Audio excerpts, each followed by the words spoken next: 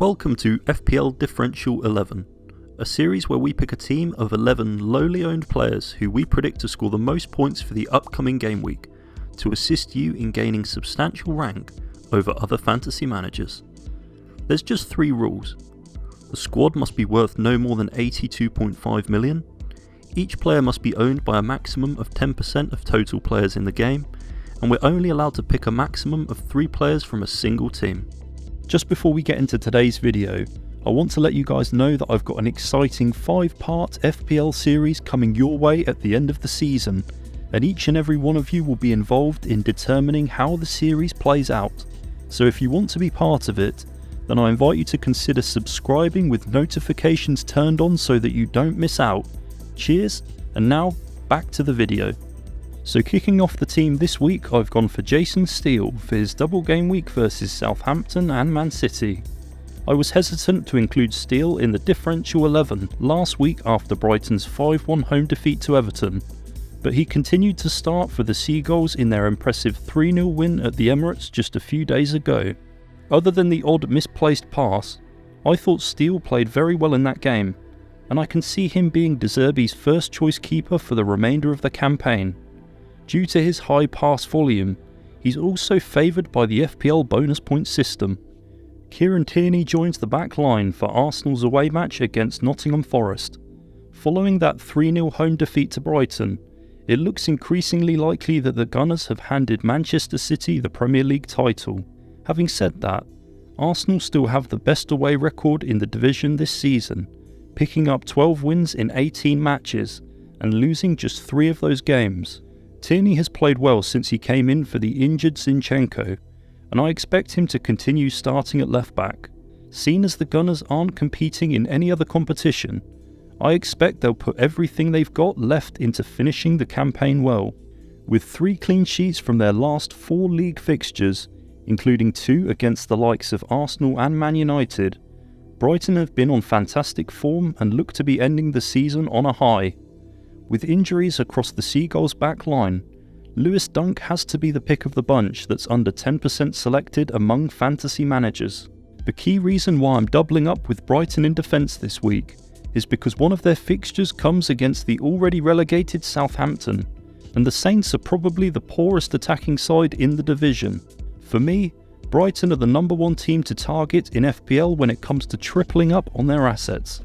With 2 fixtures this week against Chelsea and Brighton, I quite fancy having part of the City defence in the Differential 11, especially as they've now won 11 Premier League matches in a row. The main issue for us FPL managers is the risk of rotation within the City back line. Having said that, Ruben Dias has started every match other than one since Gameweek 23, and he looks the most likely to play the most minutes across this double game week.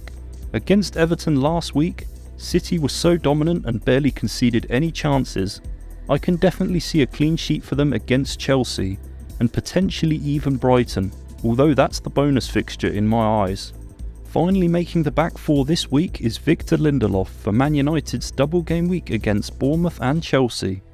With players returning from injury to join United's back line, there's uncertainty over who Ten Hag will select as his back 4 for these 2 fixtures. I've gone for Lindelof because I think he's the most likely to play in both these fixtures, so he's probably the best defensive option under Luke Shaw, who's of course over 10% owned in FPL.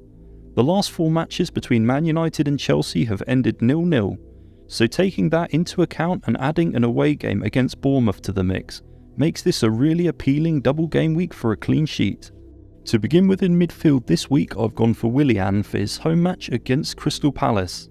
Although Fulham have nothing left to play for this season other than their final position in the table, they've just won 2 games in a row against Leicester and Southampton, scoring a total of 7 goals in the process.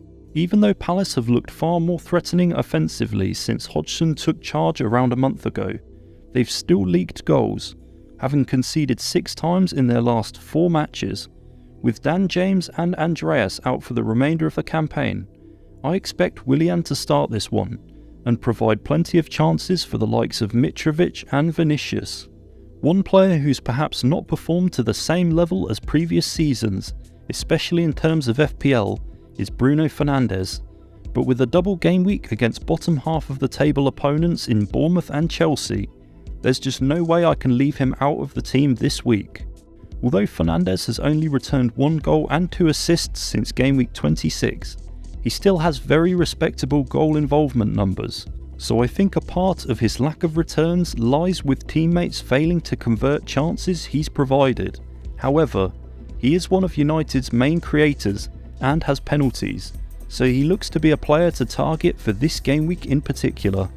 After a long spell out recovering from an abdominal injury, it's great to see Phil Foden play 2 full sets of 90 minutes in the Premier League, and against Everton he picked up an assist, winning the free kick that Gundogan converted. With a second leg Champions League tie for City in the week against Real Madrid, I expect Pep to start the same team that played in the reverse fixture last week, which means that Foden should get a very limited minutes in that match and be ready to start in at least one of the games across this double game week. Mahrez is the other potential City option to go for in this slot, but I've decided to go for Foden as I think he gets more minutes. Completing the 4-man midfield this week, I've gone for Antony for Man United's 2 matches against Bournemouth and Chelsea. In their last 5 Premier League matches, both Bournemouth and Chelsea have conceded 10 goals, so these look to be 2 great fixtures to target from an attacking point of view. Antony was close to scoring last week against Wolves, and also provided the assist for Martial to put United 1 up, so he's definitely getting involved in goalmouth action. With Rashford a potential injury doubt for game week 37, other than Fernandes, I would say Antony is the most nailed attacker to start for United, who's also likely to get the most minutes across this double. I wanted a third City player in the team this week, and really struggled between picking Mahrez or Alvarez, but I've decided on the latter because I know Pep can line up with him in multiple positions on the pitch, including right wing, central attacking midfield, and as a striker, so with that flexibility, I think there's a higher chance of him starting. With a congested fixture schedule for City, Alvarez has now started in their last 4 Premier League games, and let's not forget that he's already picked up 4 double-digit hauls in FPL so far this season, so the potential for attacking returns is always there when he's given game time. Evan Ferguson completes the 11 this week for his 2 home fixtures versus Southampton and Man City. It was great to see Ferguson return to the Seagulls starting lineup against Arsenal, and I thought he played well in that match, holding the ball up well and creating plenty of chances for his teammates. With an injury to Enciso late on in the game, it now means there's less options for De Zerbi to choose from for his forward line. Across this double game week, I expect Undav to play just behind the striker, and Ferguson and Welbeck will share minutes in that number 9 spot. Brighton's first fixture against Southampton sticks out to me especially as one to target this game week. Congratulations to this week's King of the Channel, Vinny Minter, for correctly predicting the score of the Game Week 35 Differential 11. If you want to be in with a chance of winning a shout out on the channel, correctly predict the points total of this week's Differential 11.